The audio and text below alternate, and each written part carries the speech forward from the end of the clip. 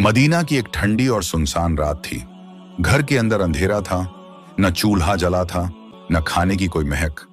छोटे छोटे बच्चे भूख से तड़पते हुए मां की गोद में सिसक रहे थे। उनके मासूम होंठ सूख चुके थे और आंखों से आंसू बह रहे थे।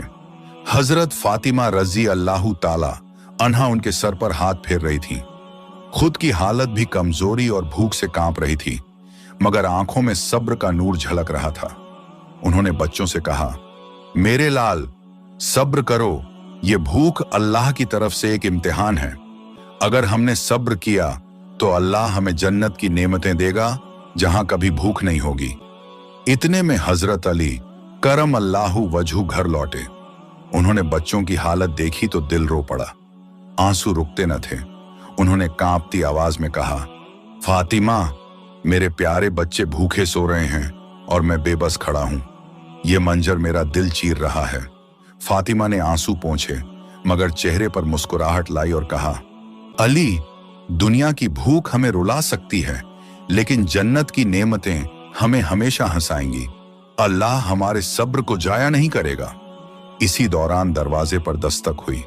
बाहर एक गरीब मुसाफिर खड़ा था, जिसने कांपती आवाज में कहा, मैं अल्लाह की राह का मुसाफिर हूं, भूखा हूं, खाने को कुछ दे दो।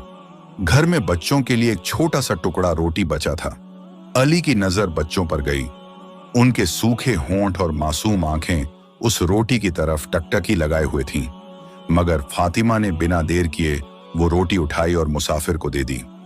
बच्चों ने मासूमियत से रोटी जाते हुए देखा और उनकी आंखें छलक उठीं।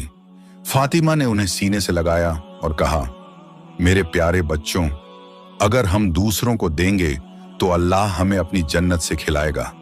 अल्लाह की राह में देने से कभी घाटा नहीं होता। उस रात पूरा घर भूखा रहा। बच्चों की सिसकियां, अली का टूटा हुआ दिल और फातिमा का सब्र, यह मंजर आसमान के फरिश्तों ने भी देखा और रोए।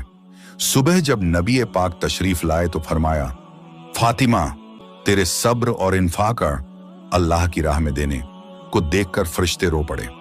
जिब्रील अमीन अभी अभी जन्नत से तेरे लिए सलाम और खुशखबरी लाए हैं कि अल्लाह ने तेरे लिए जन्नत में सोने के महल और ऐसी नेमतें तैयार कर दी हैं जो न किसी आंख ने देखी न किसी कान ने सुनी।